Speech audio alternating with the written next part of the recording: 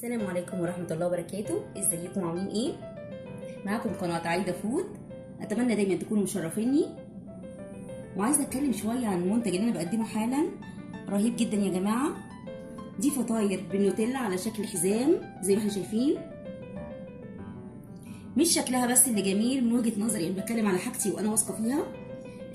رهيبة جدا، عجينة قطنية زيادة عن اللزوم. مش قادرة اوصف جمالها، طبعا مش مكلفة جدا. العجينة نفسها ما كلفناهاش حاجة. مش هتكلم اكتر من كده، ويلا بينا نشوف المقادير. معايا كوبايتين دقيق، نص معلقة صغيرة ملح، خلي الملح هنا على طول كده، كوباية الا ربع حليب، 3 معالق كبار سكر، معلقة صغيرة خميرة، حبة بيض، معلقتين كبار زبدة بحرارة المطبخ. نبدأ نشتغل ونقول بسم الله. ادي الحليب، وادي السكر، خميرة، دوبهم كويس قوي.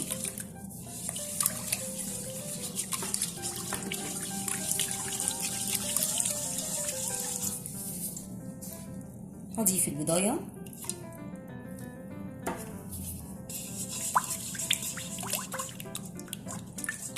خلاص كده. هضيف الدقيق، بسم الله الرحمن الرحيم.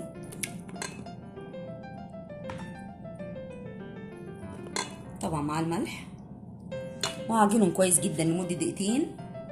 واوريكم الخطوة الجاية اللي نحط فيها مرحلة الزبدة. شايفين قوام العجينة؟ انا ضفت على الكوبايتين دي 3 معالق كبار دقيق زي ما احنا شايفين اهو. وصلت للعجن للمرحلة دي، هبدأ انزل الزبدة بتاعتي، بسم الله الرحمن الرحيم. وهعجنها كويس جدا جدا حوالي 5 دقايق، اخدمها قوي قوي ونشوف شكلها عامل. خلاص كده زي ما احنا شايفين العجينة، اديها رشة دقيق كده بعد ما خدمتها كويس جدا. رشة بسيطة خالص بلم بيها العجينة بتاعتي.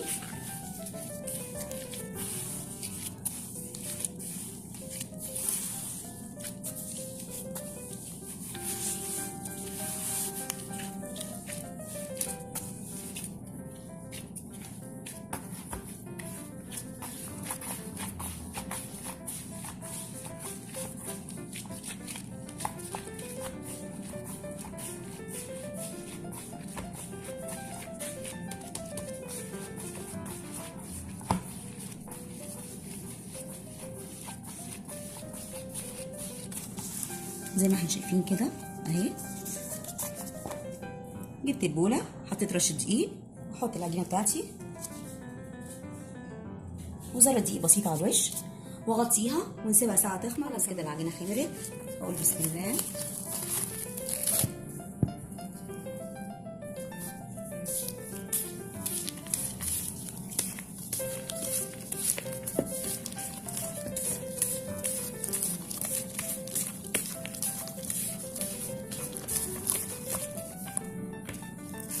احط رشه دقيق،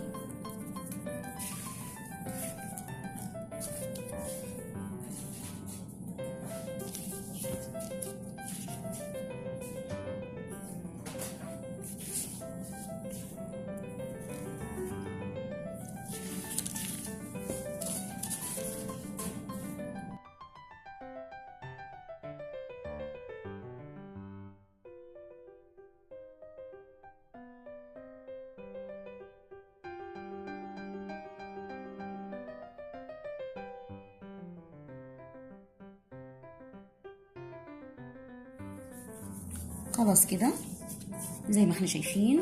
حطيت رشه دقيق، وهريحهم كمان 10 دقايق، اغطيهم كويس. هيرتاحوا ل10 دقايق ونكمل شغل مع بعض. خلاص بعد ما ريحتهم هبدا اشتغل. احط رشه دقيق، بسم الله الرحمن الرحيم. واخد اول قطعه قطعتها كده، بسم الله كده المردنه.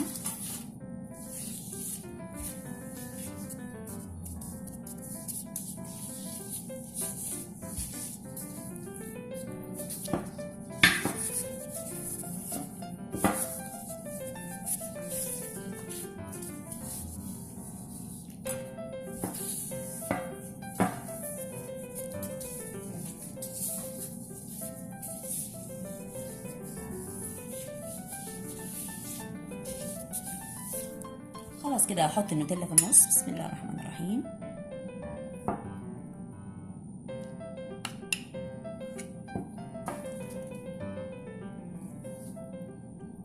كده كده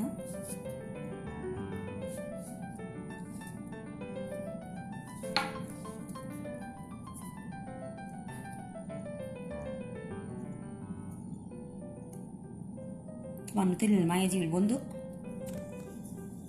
عشان كده هنلاقي فيها قطع.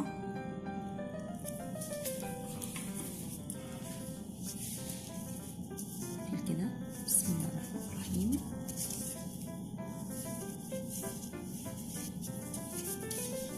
هذا الحروف اقفلها كويس جدا.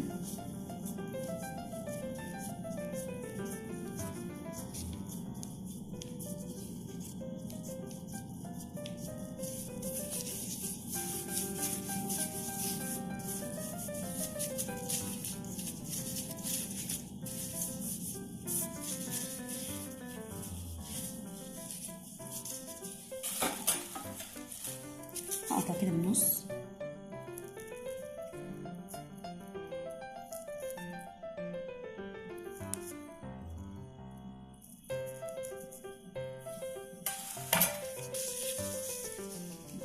بسم الله.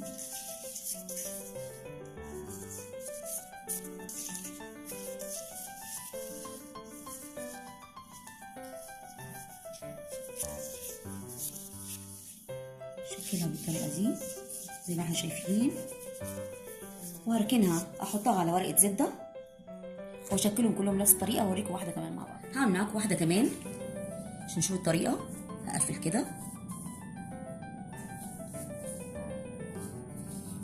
واجي هنا اقفل الحروف كويس جدا.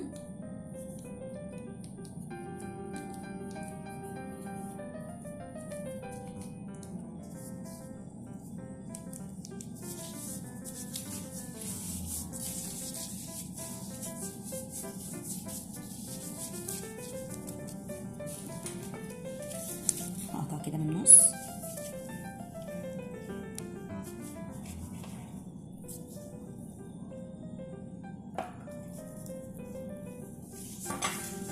واجي هنا كده بسم الله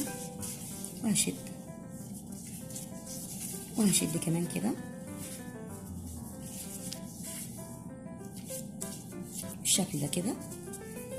خلاص كده انا شكلتهم بالطريقه دي. هكمل الباقي معايا عشان ما اضيعش وقتكم، وهرصهم على ورق زبده واسيبهم من نص ساعه لساعه الا ربع يخمروا، ونشوف هندخلهم ازاي الفرن. خلاص كده خمرت معايا. هعمل ايه؟ معايا هنا جبت بضايه ومعلقه ميه عليها ذره نسكافيه ودوبتهم زي ما احنا شايفين، وهلمع بيهم واقول بسم الله. طبعا دايما بلمع معجناتي المعها بحرص لانها متخمره طبعا عشان ما تهبطش مني. اكون حريصه جدا في التلميع.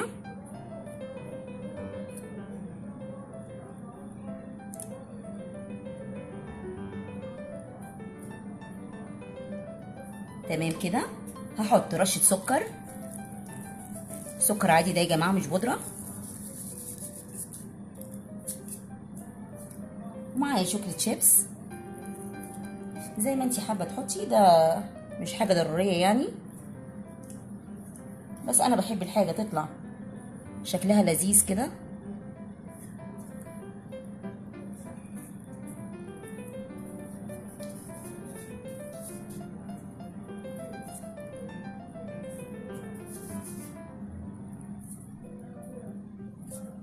اعمل معاك واحده كمان وهكمل انا بقى بقيه الكميه.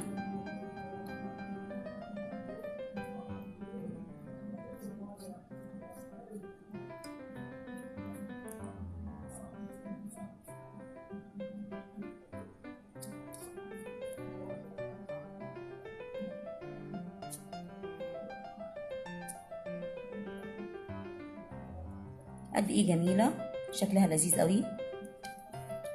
نحاول نغير يا جماعه، نجدد،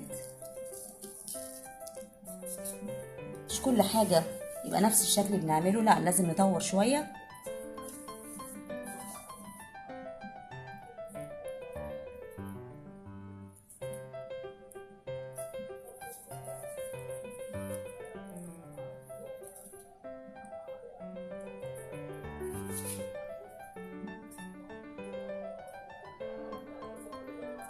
خلاص كده انا هكمله بنفس الشكل كده زي ما احنا شايفين، وهدخله الفرن على درجه حراره 180 درجه، ونشوف الشكل النهائي مع بعض.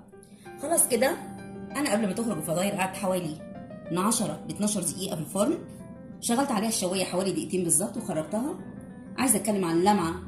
انا بالنسبه لي اللمعه اللي في حزام النوتيلا ده، انا اتكلمت قبل كده، اللمعه دي يا جماعه انا بحب استخدم مع كل المعجنات اللي فيها نوتيلا تلميع خاص بيا انا بحط معلقه عسل تقيله او شربات تقيل بتاع الحلويات، واحط عليه اما معلقه ميه او معلقه حليب، وادوبه شويه، بيبقى خفيف سنه شويه يعني مش قوي، ولمع بيه المعجنات اللي فيها النوتيلا وهي خارجه من الفرن.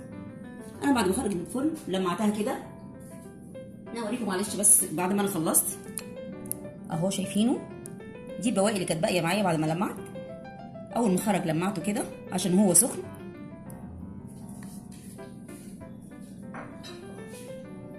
فطاير بصراحه قد ايه رهيبه، قد ايه شكلها جديد، شايفين؟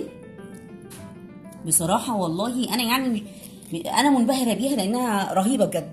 شايفين الجمال يا جماعه؟ قد ايه اولادنا لما ياكلوها هيعشقوها وهيطلبوها. شايفين العجينه القطنيه؟ شايفين؟